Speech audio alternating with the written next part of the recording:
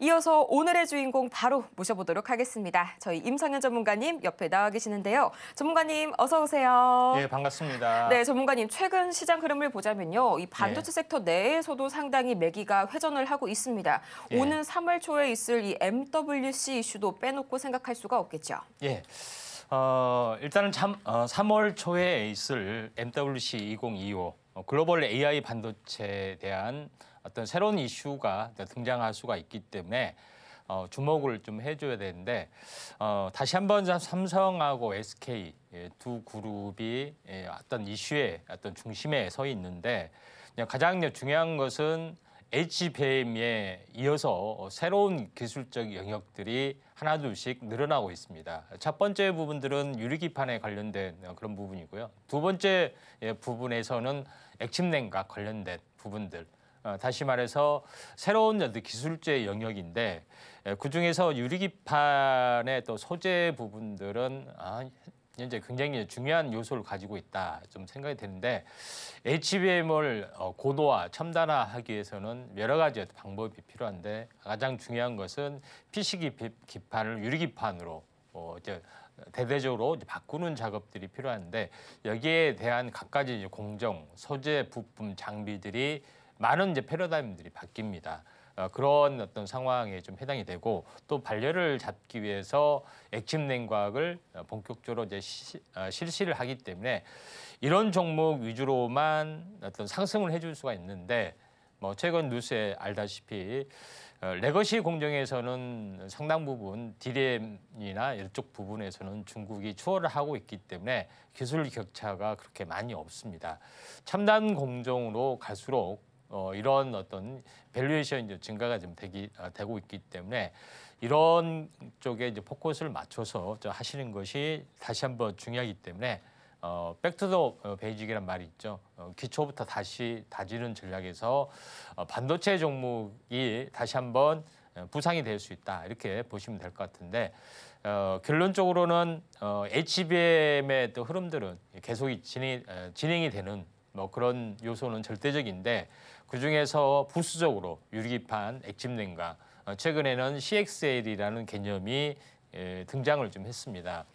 CXL이라는 개념은 다시 말해서 메모리 중심의 어떤 세계로 돌아간다는 그런 개념이기 때문에 요거에 대한 어떤 그 시너지 효과를 노릴 수 있고 이쪽에 대한 메모리 중심이라면은 다시 한번 삼성하고 SK가 두 그룹이 중심축에 있기 때문에 이쪽 관련된 종목군에 대해서도 이야기를 좀 하도록 하겠습니다. 그래서 제가 이 파두란 종목군도 그런 종목의 그런 의미에서 제시를 했던 그런 건데 후발주나 아니면은 조정시 공략하는 것도 필요해 보인다 좀 생각이 듭니다. 약간 서론이 좀 길었는데요. 다우존스의 했던 차트의 모습을 보면서 말씀을 좀 드려보면은. 추세 부분들이 이렇게 이탈이 좀 됐습니다. 추세가 이탈이 되면은 횡보 추세로 바뀌거나 아니면은 상승 추세가 다시 반복하거나 둘 중에 하나라고 말씀드렸죠. 근데 여기서 이제 추세 이탈이 이제 되면은 횡보 추세로 바뀐다고 이야기를 했습니다. 그리고 결국은 고점에서 계속 했던 부분들이 레벨 다운이 됐죠. 그러면 저점이 어디냐 뭐 이런 건데 살짝 내려갈 수도 있고 아니면 여기일 수도 있는데 만약에 좀 더 내려간다 하더라도 그렇게 걱정할 필요는 없다. 왜냐하면 횡보 추세로 바뀐다겠죠.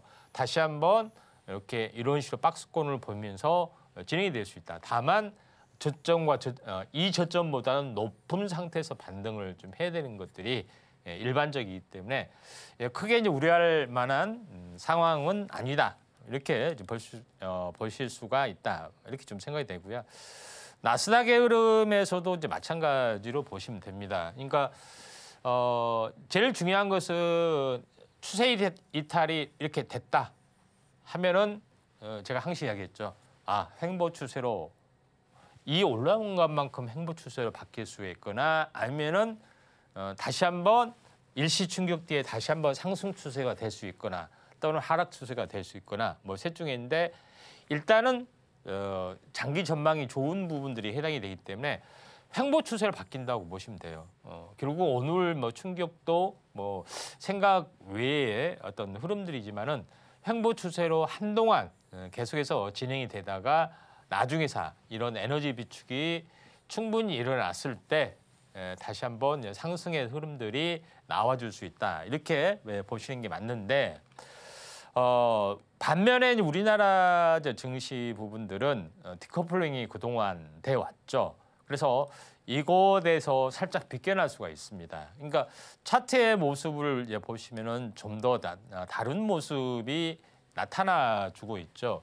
우리나라 증시는 뭐냐면은 그동안 디커플링이 돼서 이제 역회된 숄더 형태에서 바닥을 치고 있고 그다음에 여기서 약간 슈팅이 일어났습니다. 근데 이런 조정들은 월 사이클 조정이기 때문에 여기서 계속 버텨주다가 아니면은 21선에서 다시 한번 튀어주는 그런 두 가지 역할을 좀 해줄 수가 있죠.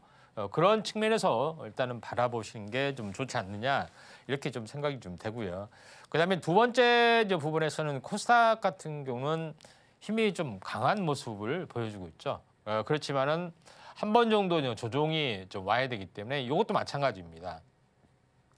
5일선을 타고 가다가 5일선 이탈이 됐기 때문에 추세 이탈이죠. 그러니까 당분간은 이쪽 횡보했던 흐름들이 진행이 되다가 다시 한번 올라간다. 이렇게 보시는 게 맞고요.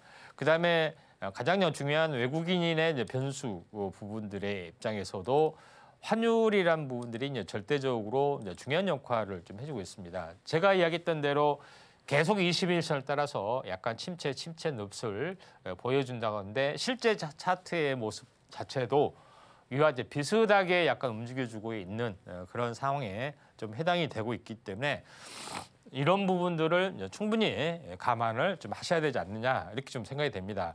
그래서 이제 시장 뭐 추이를 이제 보더라도 외국인 변심하는 건 아니지만 다시 한번 좀 매도세가 약간 뭐 주어진 부분들이 아쉬운 부분도 있고요.